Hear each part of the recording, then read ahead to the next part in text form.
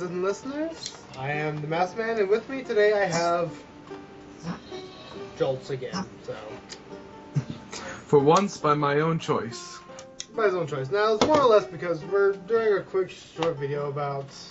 Okay, when I said that last time, and that didn't fucking happen. So, don't take my word for it. So, we're going to try to keep this as quick and painless as possible. No promises, though. So we're talking about campaigns and how to write them up. And more or less, it's not going to be his opinion. It's going to be him asking questions. Maybe you can care to explain your reasoning. Yes, listeners, I have been, for a little bit now, wanting to run another game. My last game went alright, but I always felt like I was quite lost with it. I didn't know where to take it or what to do with it. And that seems to be a very common issue. I've never actually gone through with the idea of planning a campaign. I simply get a concept in my head and then pretty much work through it with the players. Though I feel like that's not been working. I feel like I need more solid ideas, more storytelling behind it, and still to give the players the complete freedom in it, but at the same time, I feel like I'm not able to make the complete ideas. So I have actually come to Demi on my upcoming game. For instance, I'm running a Pokemon RPG game on Wednesdays, so I've come to him for assistance on this, and I was going to ask him some tips and tricks he uses to run his games, considering last time he strung together a story so crazy it left the party wanting more. And so, I'm here to reveal my ultimate secret. It works 100% foolproof every time. You ready? You ready? Are you sure? Sit down. You might want to write this down. Are you ready? It's all bullshit. I'm just joking. Anyway, back to seriousness. No, I like him a lot of the time. I do just sit down and I write some of the things, and I do get ideas. Like, for instance, I was wanting to do an awesome campaign on Mutants and Masterminds recently that I was planning on streaming, but as is, all the players were like, we want to play 5th edition. So instead of playing a bunch of, basically, for those of you who've watched the Tokyo Ghoul-esque setting, we're going with, D&D. Now, what he was referencing to was, Song of Ice and Fire. I ran a Game of Thrones game a while ago, and we met some people, and the campaign was so full of intricacies and plot that it just kind of stuck with us for a little bit. And so far, we haven't really done anything. We haven't really done anything more with it, but we've talked time to time. So at this point, he's going to be asking me questions, and I'm going to be answering them to the best of my ability. Because there's no way I can just say, this is the definitive way. The best I can do is say, if you have an idea, write it down, figure it out, and think about what happens after your players complete the campaign, and or what you want to happen over a course of a long time of gameplay. Really, so, like, for instance, I knew for a fact I wanted to have in the Song of Ice and Fires, I know I wanted the players to have a rival house that they fought multiple times, and they've had multiple family disputes numerous times. But now they're trying to bring families together, and I was trying to implement all the problems with it. And that was the basic idea, was two houses feuding. My initial end goal in the beginning was that there's going to be a war between the two houses, and eventually either the heir or the current lord would kill each other. But that said, a lot of the players had a lot of change on that. So, and in the end, it ended up that there was a third party influencing what happened that I had never encountered for in the beginning. And so with this, you gotta imagine, stories change because the players change it. So you always have to compensate for that. So, anyway, let me go into specifics. So, Joel, why don't you ask me a few questions, and I'll try to answer them. Well, for instance, note-taking, for one. I know that you've spent a lot of time writing up campaigns. In fact, sometimes I've asked you to join in on some games that I've run once or twice in the past, but you declined. saying that you were writing both a 5th edition and a Game of Thrones game at the same time, and ideas of what to happen. Right. Well, how do you plan that far ahead? Like, how do you actually sit down and start writing down events to happen that have yet to happen, or go into enough detail to actually spend hours and hours on writing out these kind of things when the players can change at the very first moment? Okay, once again, it's still kind of bullshit, but I'm not gonna lie. Some of the times I do this. I am wanting to sit down and just write, but a lot of time I just end up watching YouTube. And sadly enough, that's what I get a lot of inspiration for. But I still make it a point to plan far ahead. Like, for instance. Oh, wait, I can't tell you because you're gonna be a part of this game. Which, by the way, I'm gonna be streaming, so I can't exactly tell you the newest ideas. But okay, for instance, I ran the D&D game, the one you had joined in a little late as a pair of Devati archer. By the way, don't ever let your player play a Devati archer, because if they're any form of smart, rich, powerful, or just generally able to convince the GM to do shit, they're gonna suck. I could not stop them without just saying, fuck you, you're in close combat. Pretty much. I had it's really, they get really broken, especially if you know how to but kind that's of not work what we're around. talking about, so... but, no, anyway.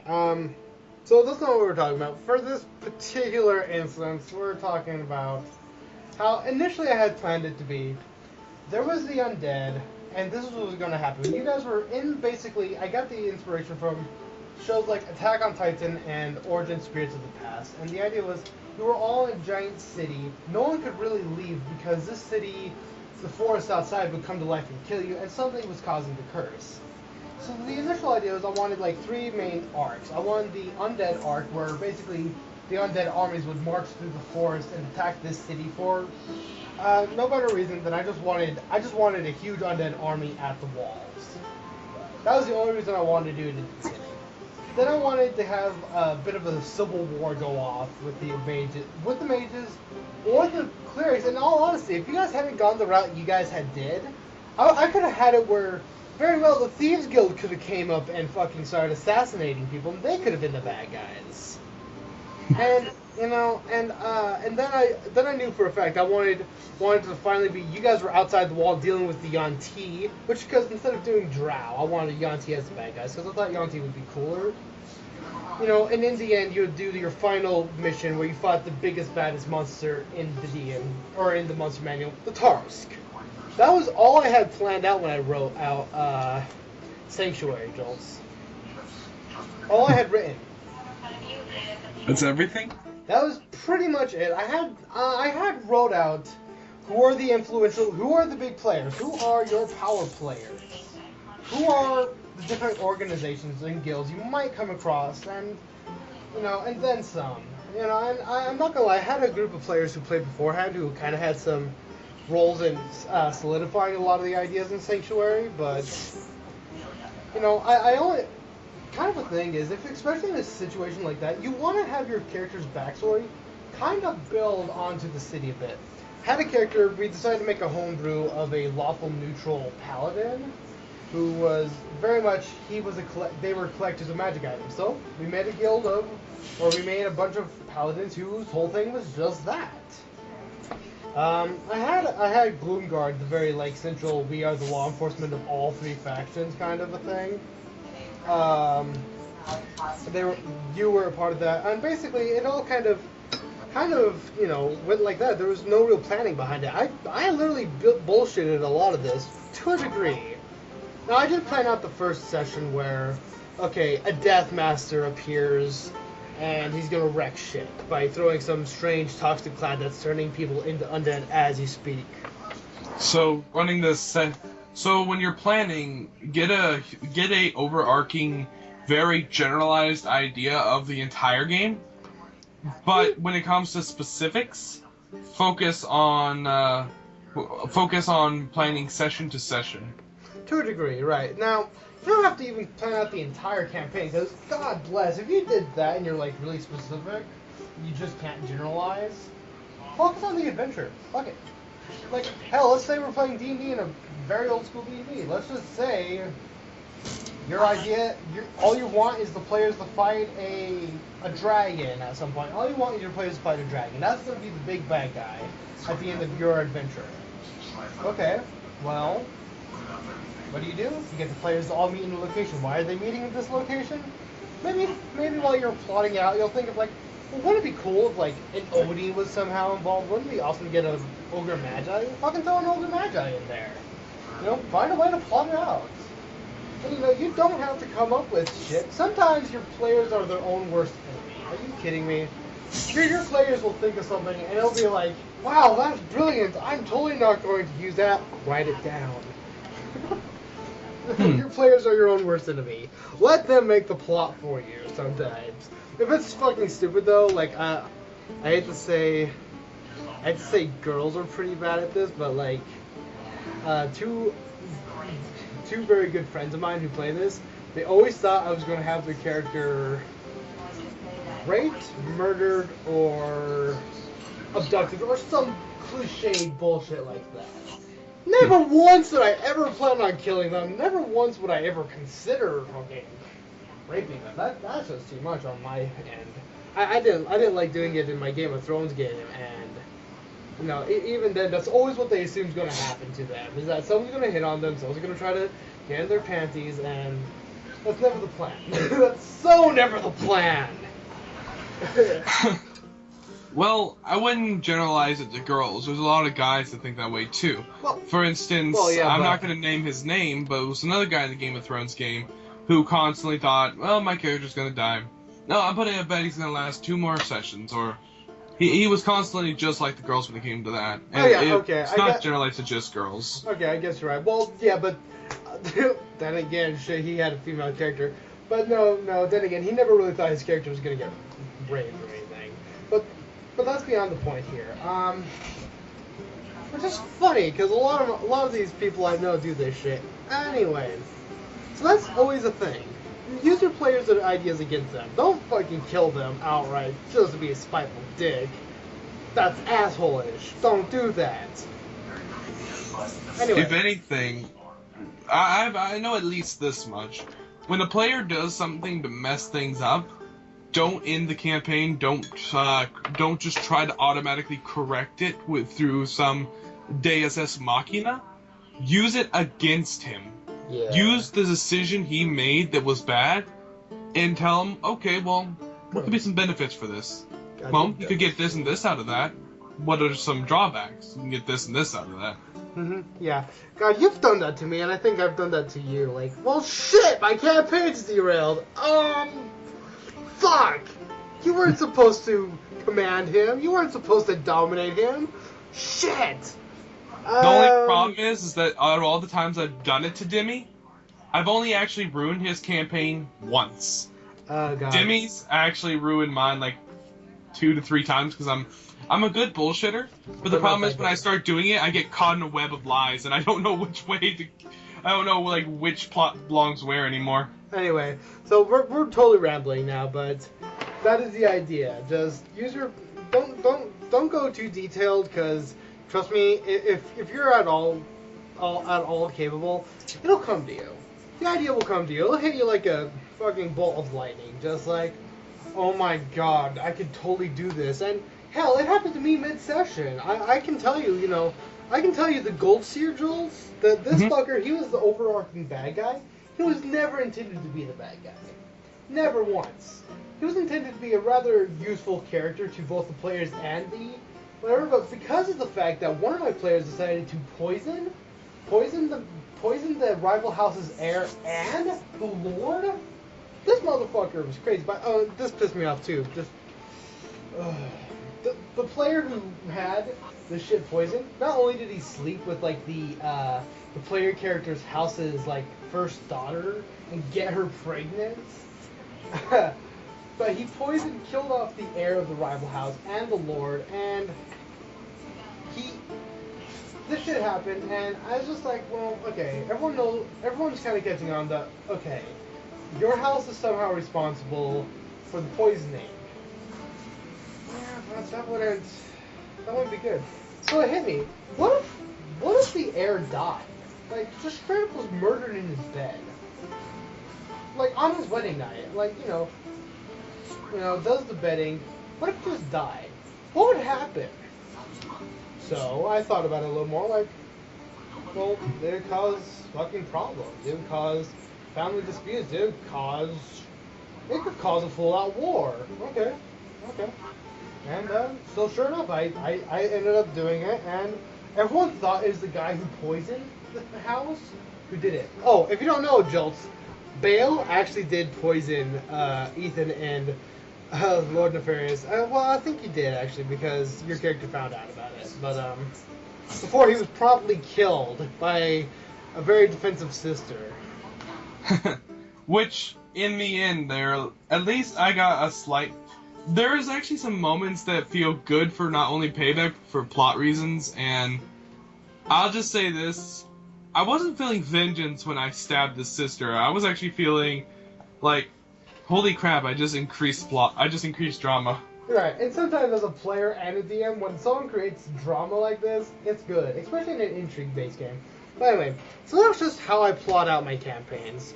Generally, hours on end. Like, I'll tell you right now, this campaign I plan on doing, it's going to be based on kind of a thing that Nodehead did with the Run of the Wild. Well, basically, it's kind of like European people, humans in this case, coming to this new land full of elves and dwarves, and they kind of meet, and they've had like a couple of decades to interact with each other by this point. But it's still new. Meeting elves, you don't even know where their homeland is, and the idea is that the druids aren't okay with this. So, like, these humans are coming to destroy our land. We must stop them. Yeah, that actually goes into another question I had, which was, okay, well, that's how you write a story, but what about actual storytelling? Storytelling itself down to what makes an element of story interesting versus bland and boring. Well, okay. I know a lot of websites don't allow this, but sometimes just capturing the theme is good too. So that helps in this. So capturing the theme actually probably helps with storytelling way more than people would give it credit for. I can tell you right now, I did a D&D homebrew game where it was aliens versus predators in a D&D setting. And I can tell you right now, that game wasn't bullshitted too badly, actually. I had written up what the monsters would be able to do, what the xenomorphs could do, and I had written up what I wanted the dragon to be, and I wanted to write up that the dragon would end up being the alien queen. I thought this would be fucking brilliant! Who the hell would ever think of this in a D&D setting? And I managed to capture the setting just right. I had... sometimes when you have, like, a good idea... Sometimes the ideas are just going to be filled in by little shit all the time. Like, I thought that'd be interesting. What if, like, the dragon was sealed away and every time you see the comet pass by each year, the dragon was still sealed? What if? And what if instead of that being a thing, what if it's a predator ship full of fucking alien eggs? Just cool. Yeah. It's cool. It's something you don't generally just think about. And so, sometimes you gotta just capture the mood. Sometimes you gotta have it be fun in the beginning, and you can have it where people come to know each other and come to embrace each other. And then, in the end, you can start, play music, especially, like, get the upbeat,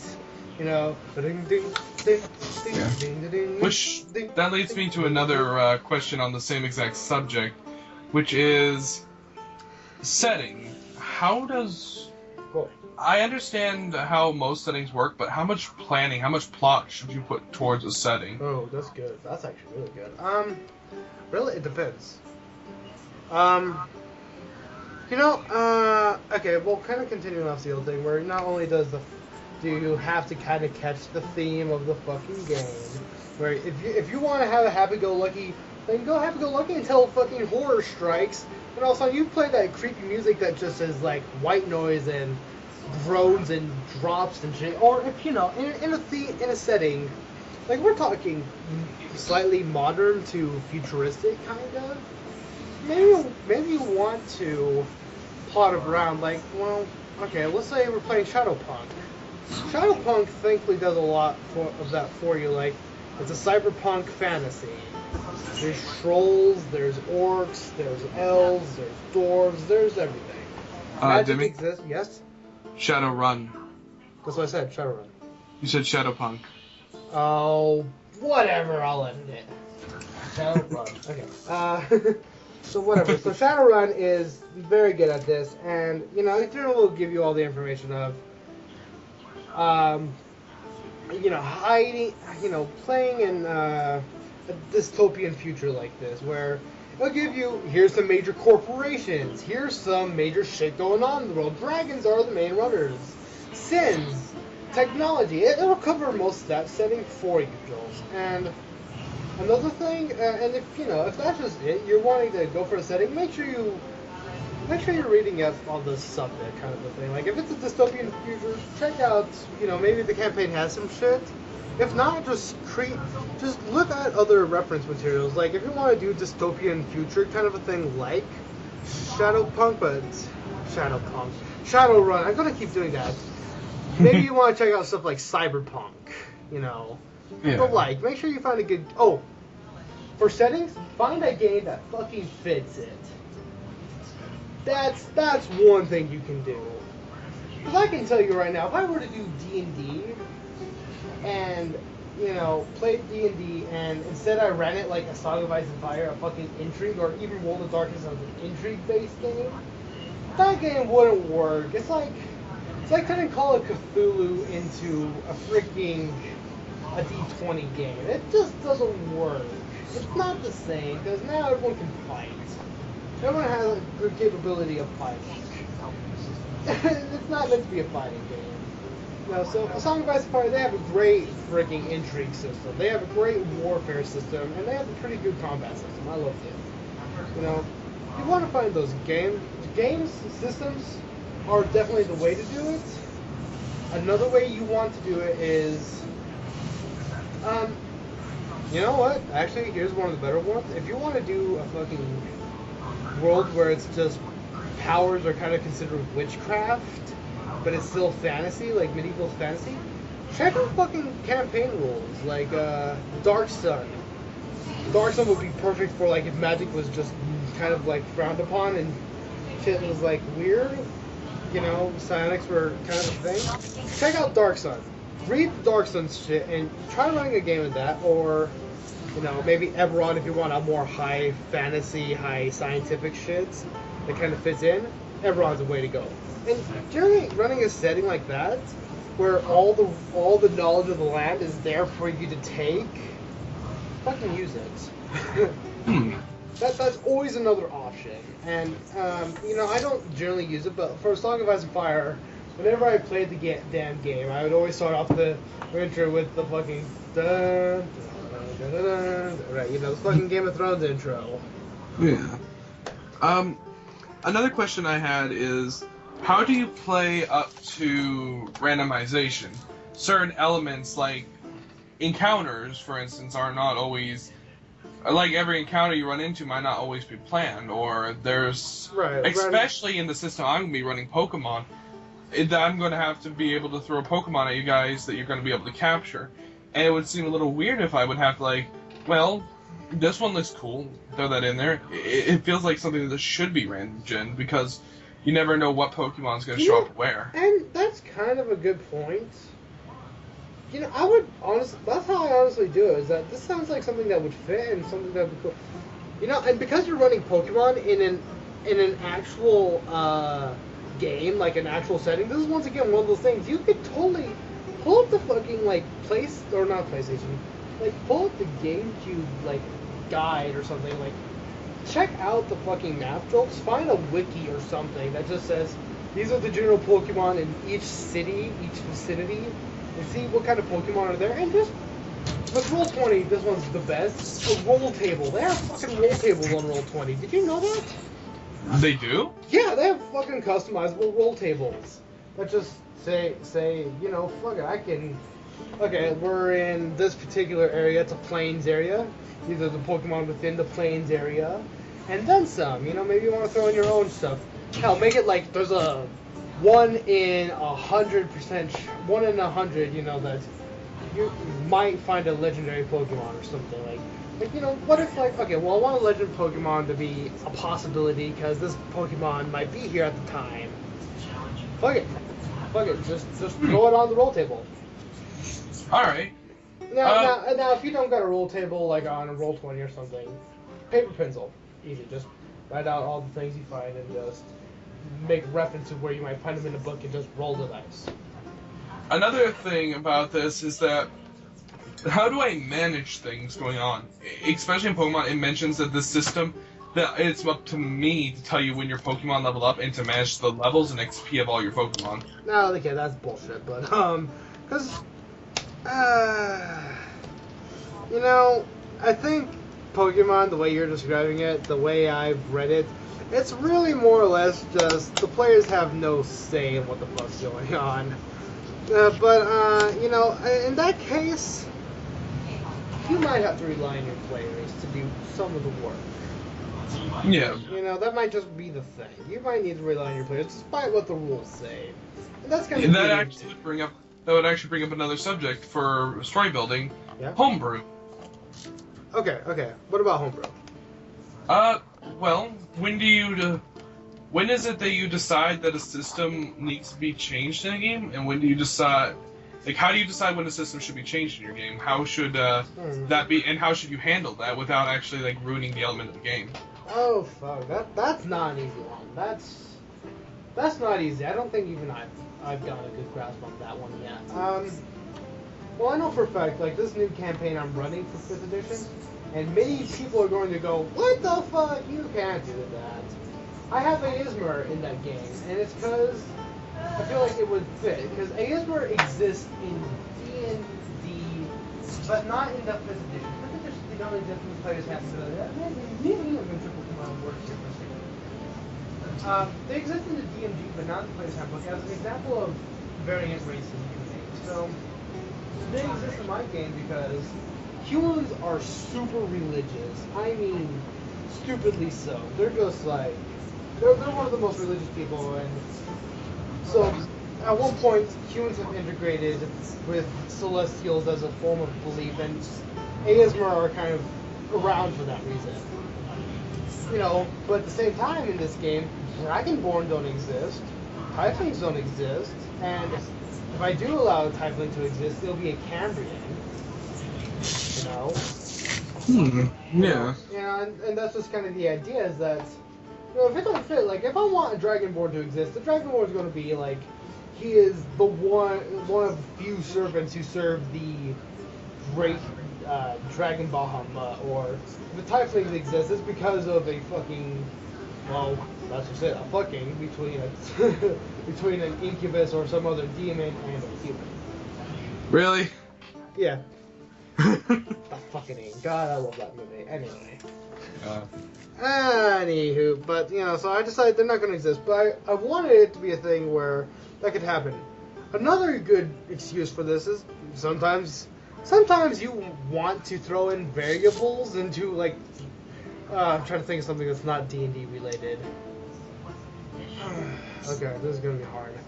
Because everything revolves around D&D. D&D's done everything. You can do anything. Well, D&D almost. But hold on, wait a minute. Meanless and Masterminds. This might be a good example. The Ghoul game I wanted to run was homebrew. I wanted to make it where if you don't eat a human for some time, you would slowly start to decay and die. And that could happen to your character. And no, I know it's a hero game, but you could be kind of a villain in this. Though I would rather you be trying to become a good guy as a ghoul. Now, that said, the homebrew I was going to do with it, and I'm sure I've read in the book somewhere about villains, and I've read about the thing where you only get your powers. I wanted to make it where you keep your powers, but you would slowly start to get weaker, start to go crazy, or start to age and start to decay and rot. And I wanted to make it a thing where, though you were only such a low power level, you would have a solid 10 or 20 more power points than you should have at your power level, because Not only am I making it where you can be killed easier, but you're weaker. You're a fucking servant to these vampires. You have to eat people. And another thing was, I wanted to make it where if you eat a vampire, you become a vampire. And vampires are fucking bad motherfuckers. These things are like power level 11, power level 10. You know, so this is kind of a good use of a homebrew rule that I wanted it to be something that would fit the setting. You're a ghoul. Ghouls are created via vampires. And that's just kind of how the world would work. And I know it's not technically a mutants mastermind type thing, but the system works for it. I see. And as far as also another thing, as far as handling a game as wide open as Pokemon, for instance, where it's an open world setting and the very setting itself is open world, so it's hard to kind of get players to go in a certain direction, especially if you don't know, like, especially since right now I don't know what everyone's going to want. I don't know if we're having like Pokemon breeders, Pokemon trainers, Pokemon psychics, fighters. You know I'm going psychic. I don't care who you are. Yeah. I don't know what everyone's aspirations are, and in an open world game, it's kind of hard to like lead people or get people to go in a certain direction to start the adventure. So, if I don't know like how to get them to go. The age-old question: how do you start an adventure in an open world game like this? Besides the tavern sequence, which wouldn't work.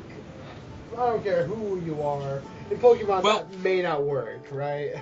Well, in Pokemon, it does work, but you replace the tavern with the research lab. Professor. Oh, that's kind of different. Professor Oak style, right? You know what you could do. But then again, this would have to rely on your character being heroic. We all remember Team Rocket, right? Right, and that was. I'm just gonna kind of spoil a little bit of this. Don't spoil it for me. I got the idea. The idea is like you can have someone steal fucking Spoony from Noah Atweiler. He had the best idea. Fucking steal from your players. That's Dude, right. Play Pokemon and just have Team Rocket or who the fuck you want come steal your players' Pokeballs, and by some means of the miracle, your players are pissed off like, give us our fucking Pokemon back, you bitch.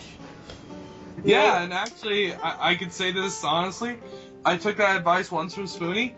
It worked. Oh, it got the party trekking for weeks through swamp and just muck, looking for their possessions. I don't think I was a part of this game, was I?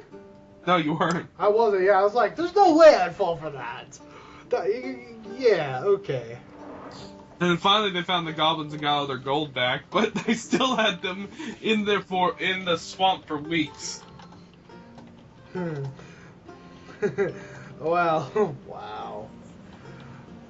I'm just fucking shocked you got that to work, because I know that won't work on me.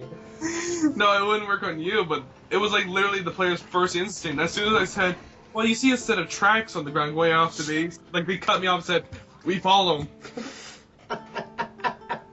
What the hell did you steal from them? I stole about 3,000 golds worth of plunder from their dungeon. Oh my god! That's... Okay, good haul. Anyway. Because they left it all on a wagon on the side of the trail while they were off in the forest camping. That's an idea for your Pokemon game, and you could really... I was about to say maybe like Shadowrun, you could try something else, but I'm like, well no, Shadowrun's whole thing is that you work for Mr. Johnson and you do all that, so... That's probably a bad example. In Shadowrun, it's actually very easy to get your players together because all you really gotta say is that you're all hired under the same person. Millions, yeah, there you go. Mr. Johnson's rolling in the dough. He's willing to pay you to go do this job for him. Yeah, that's... Shadowrun's probably the easiest way, but it's also the most cliched way someone hires you. A Song of Ice and Fire might be a good example. Generally, A Song of Ice and Fire is that it's either you play like the Game of Thrones edition, where your whole point is to try to try to reach the Iron Throne, or if you're just trying to do something, get your party together. Generally, whatever your purpose is, it's always for the betterment of your house, and the idea is all the players serve one house. And that could always be an idea. Like in D&D, you could have it where all the players are part of a guild, or maybe they all know each other, or maybe some of them know each other and somehow they all come together through only a couple of people. You know, I had a really good idea, and you know, I don't think I have any intention to use it at any point, but not anytime soon. Maybe in another campaign. But I had this awesome idea. What if, like, to get the party together, we do the atypical, someone posts a bounty board, willing to pay the party to, hey, look, I need to go, I don't know, retrieve this heirloom or whatever, right? But instead of it being, okay, all the rest of the party might only be coming here because they either work for someone who wants this bounty or they want the bounty themselves. But have one of the players be the actual benefactor of this.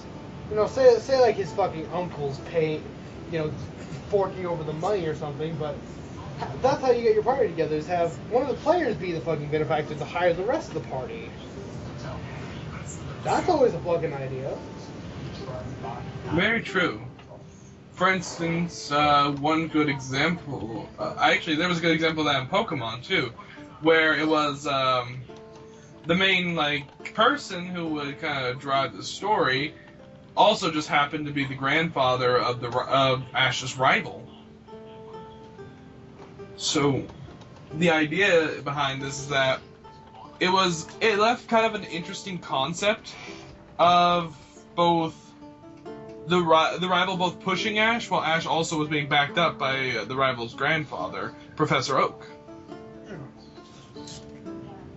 Always good, always good. So, okay.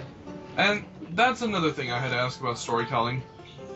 How do you handle people like, for instance, how do you drive a party to hate or like someone that you want them to hate or like? Well, why did you hit... Okay, yeah, okay, carry on.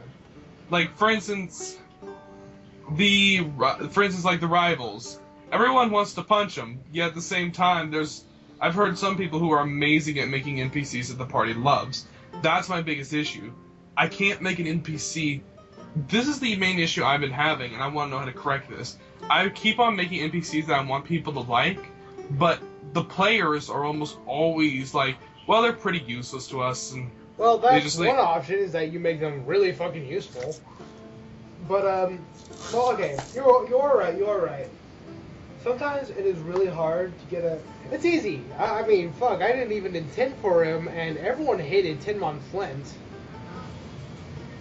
that was almost an accident. It wasn't until I realized you guys really didn't like him that, like, I could totally make him the most hated ass... just like...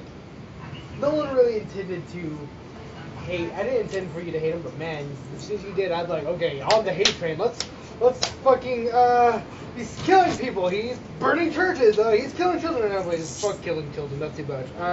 He's, right, you know, going down the line, just, what is the worst thing a human could do to make you hate him, and you guys fell for it. Fuck, it was great. That said, to make a likable character is other... I don't even know, dude. I honestly can't tell you. How do you make a character? This is one option. Love interests. Make them a love interest. The rest of the party might not give a shit, especially if they're more calculating of role players, not role players. I can tell you though. A friend of mine, she was playing in the Song of Ice and Fire game. She killed Jolta's character because... Why?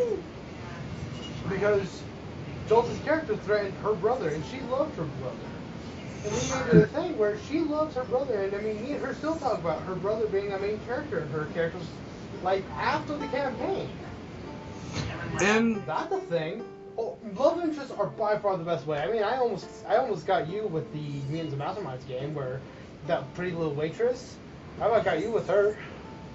Oh yeah, and that would have worked out if that campaign lasted a few more days. Yeah, no shit. But, yeah, I suppose that's a great way right there, but How do you make someone care about a character? Because I really hate to say this, and trust me, I say this very grudgingly, but it's what I've noticed. A lot of D&D players or RPG players in general are selfish. Maybe not in real life, but in game, yes. And I keep on trying to think of like, how do I organically get you to care enough about this character to help them or to do something for them or just to be there for them, and it just never happens every time. Okay, They just shun the guy. Can you name a character that you might have been interested in helping who wasn't a love interest in any of my campaigns? A character that I was interested in helping? Yeah, just the whole party was interested in helping that was not a love interest. Can you think of one? Storm Vigilance? Oh, that was a good point. Okay, I didn't think. Okay, maybe that's just it. You gotta make it where this character gives something to you. Okay, that was a good point. Well, I mean, not all the characters like her. A lot of the characters are still in for themselves, but that was kind of almost their character as well, so...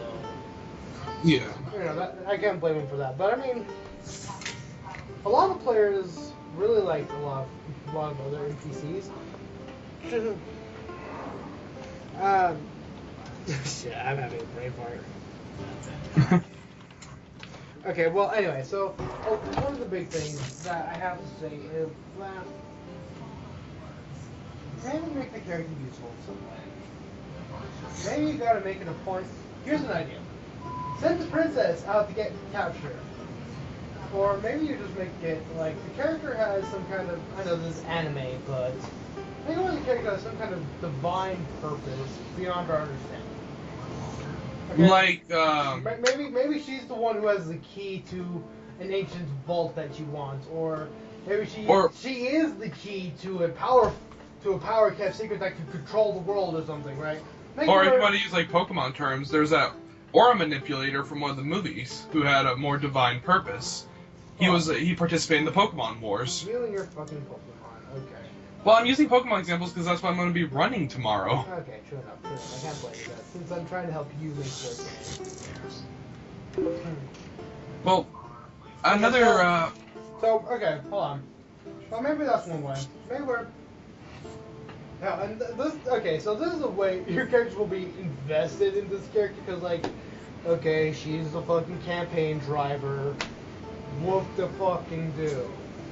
More or less at this point we're playing an escort mission, right? So, that's an idea. Or, as you know, maybe that's just it. The character just fucking pops up from time to time and she's kind of just there. Or they are just kind of there and they're more or less helping. Maybe you kind of have a character who shares the ideals of other characters, kind of a thing. Yeah. Makes it a point where if they're in fucking suffering, the player wants to do it, you know? Like, if you have a paladin in the group, get another guy who's, like, holy or very into his religion, but isn't a paladin. Maybe he's a fucking rogue.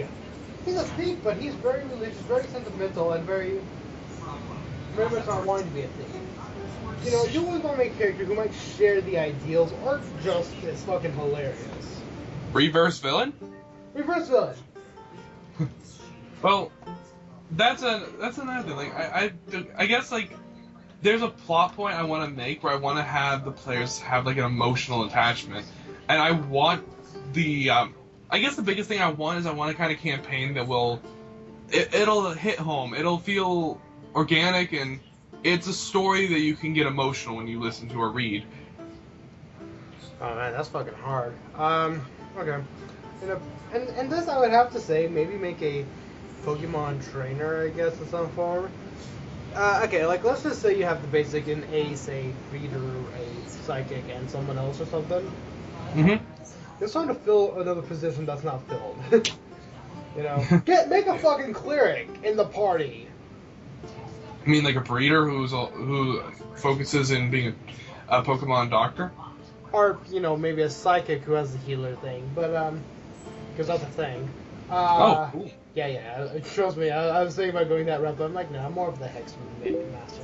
Anyway, so as I was saying, get a character who can fill a role. Like, if you got a cleric, you got a wizard, and you got a ranger and a fighter, but you don't got a rogue, make a rogue who's You know, always trying to get themselves in trouble by stealing something, or they're always making a snide remark like, "Yeah, right." You know, always making me make a smart ass remark of some form. But the big thing is that they're fucking helpful to the party. What do? They find the traps. Like, all of a sudden the party finds themselves in this dungeon. All of a sudden they hear, chink. Hey guys, look, I found the key. And all of a sudden he just has a lockpick in his hand. Okay. Anyway. I see what you mean. Right. Make a character who's fucking useful. You know, make it where, you know, the cleric dies and he's the NPC. Oh shit! We're all dead. That doesn't really feel like a bomb, though. That sounds more like just RPG. Healers down! You know, or if that's just a thing, Jolt, maybe the thing is you need to ask a friend of yours inside the group. Could you try making contact with the NPC? Could you try doing something? You know, maybe that's just it. Maybe you can ask me if someone like, look, this character I want him to have a little more purpose. Could you maybe make him a little more important in my game? And yeah, fuck it. You know, maybe if they're willing to work with you, they'll do it. All right. That's just it. You might need another person to help talk the character up and kind of give him an in-depth feel. Now, obviously, if you get those people who are in like our Tuesday games, just like, yeah, okay, and then you know, maybe it's just the players. You're not gonna. You can't make a heartfelt character built. It's not easy. No offense, I've given up on trying to get heartfelt characters on the Tuesday game after Sarah got shot through the head. Dude, that was. I was trying to have my character get emotionally invested in her because he was like the doctor who could make the fucking cure, and he's just like, the specimen must be secured. I must save Sarah. Also, boom! Oh! I'm so glad my character had died. If he had it, he would have shot. I would have shot Nick. I'm not gonna lie. Or fuck. Yeah, no. His character's name was Nick, wasn't it? Yeah. You can use first names, just don't mention anything beyond. Oh no, his character was technically Nick too, so. Yeah. But yeah, that's pretty much just. That's what I've been wanting to know. Like, how do I prepare? How do I run a game and not feel like I'm trying to, like, stammer to keep up? Fuck, I don't know. See, now, if you're not creative, that's hard. I'll tell you, it's hard. I mean, I suck at certain games, and apparently I do good. In all honesty, you never know, Jolt, if your game's good. You never know. Because I thought my A Song of Ice and Fire game was terrible. I thought I was running it terribly. Like, shit. Yeah, this happens. Shit. You know, and apparently it was a great game, and I didn't think so. Wow, that's actually the same feeling I get. Like, tell me, was my Eden game any fun at all to you guys? Which one? New Eden. Okay, you know what?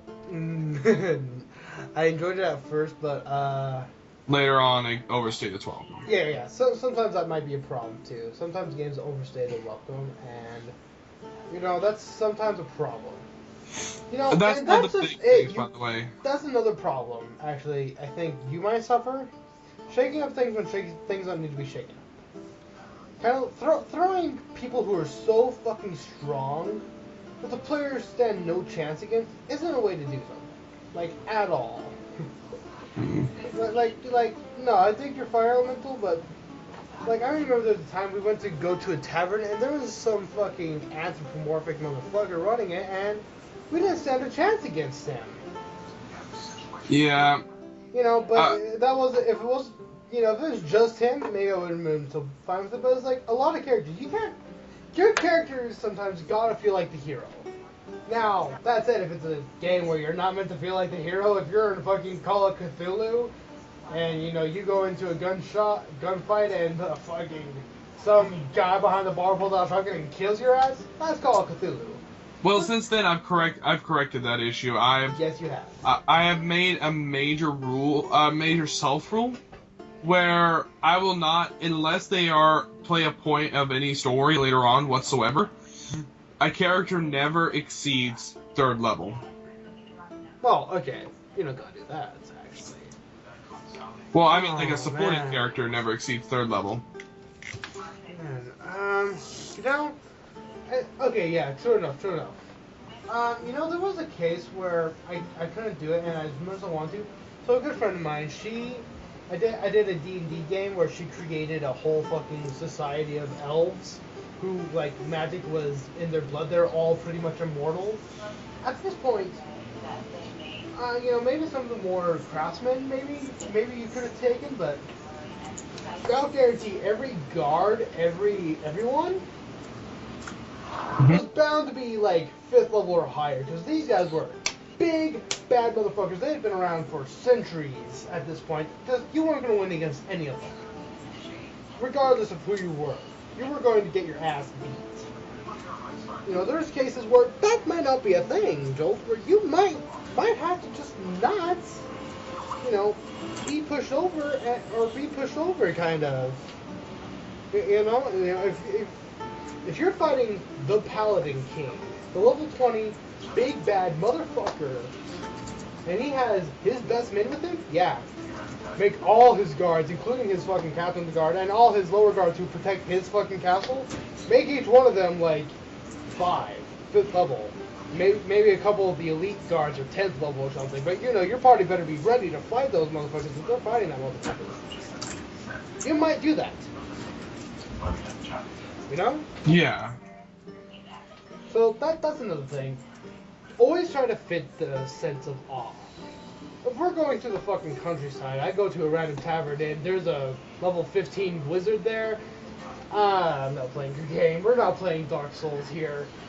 Yeah. I'm not gonna get my ass beat from a level 15 wizard just because I want whatever gold he's hiding. I suppose that comes to a bit of a DM tactic, which it is basically build up versus humility, where you have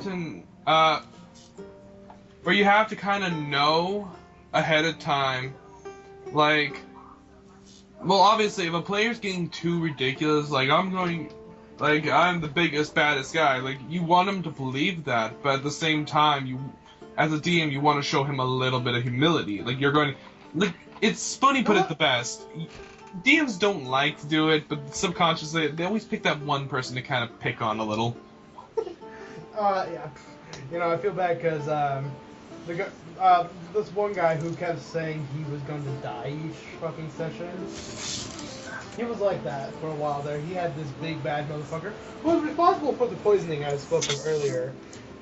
That's his whole shtick. I'm big, I'm bad, I'm gonna kill you all. Ugh.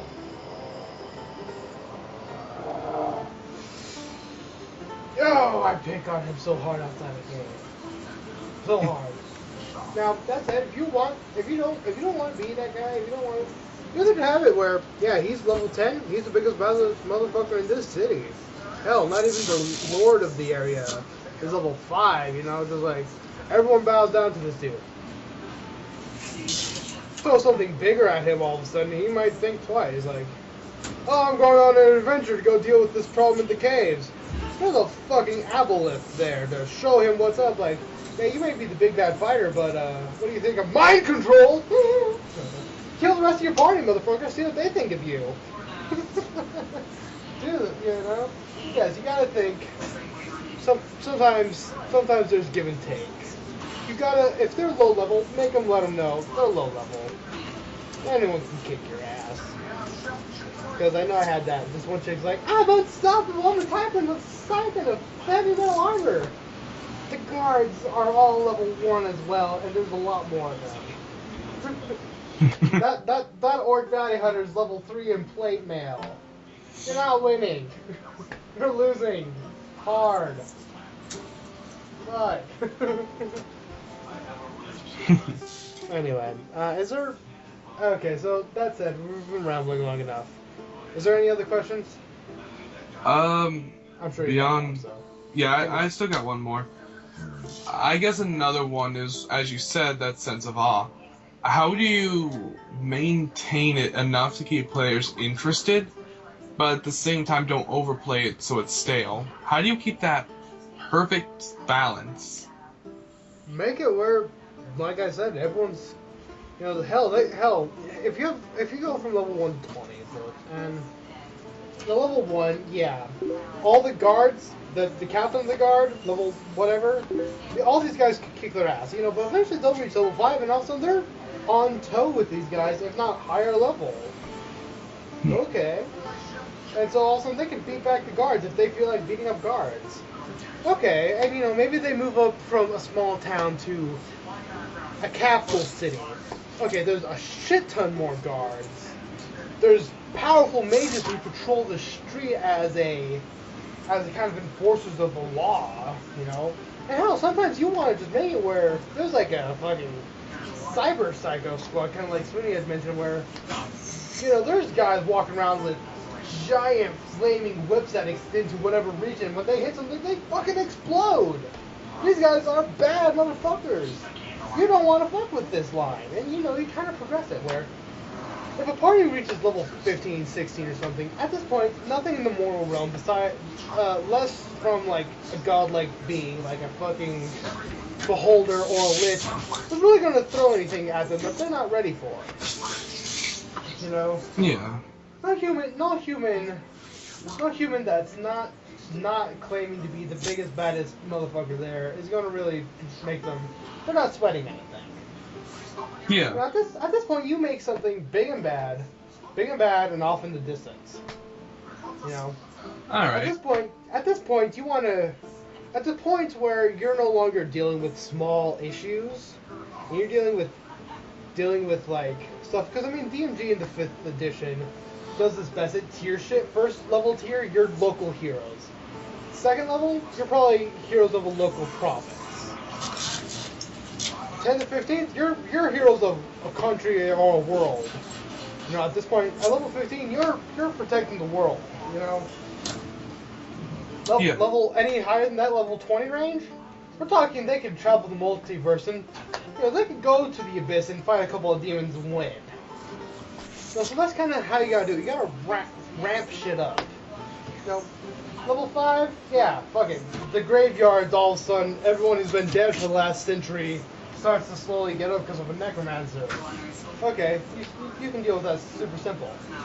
Level 10, all of a sudden, shit, there's a fucking lich behind all this, and he's sending his armies at you. You know, and then, you know, make them fight his lessers, make them fight his lieutenants. I get it. You know? So, how you ramp it up and keep it interesting, come up with one major idea, and then just ramp it up. Right, yeah. I could do a whole campaign based on level 1 to 20, all dealing with undead.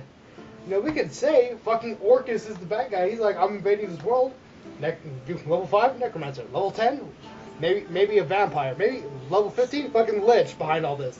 Level 20, you're fighting his fucking death knights and maybe like the prophet of Orcus himself at this point. So basically, don't turn this into like an MMO where you're going around taking multiple quests to do different things.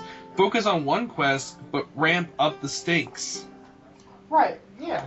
Because at this point, when you're fighting the prophet of Orcus, this dude's desperate. You've been killing his men for a while now. He's tired of your shit. We're opening up the gates to the abyss, and we're done with your ass. At this point, when he's here to fight you, he's going to level part of the world with undead ass.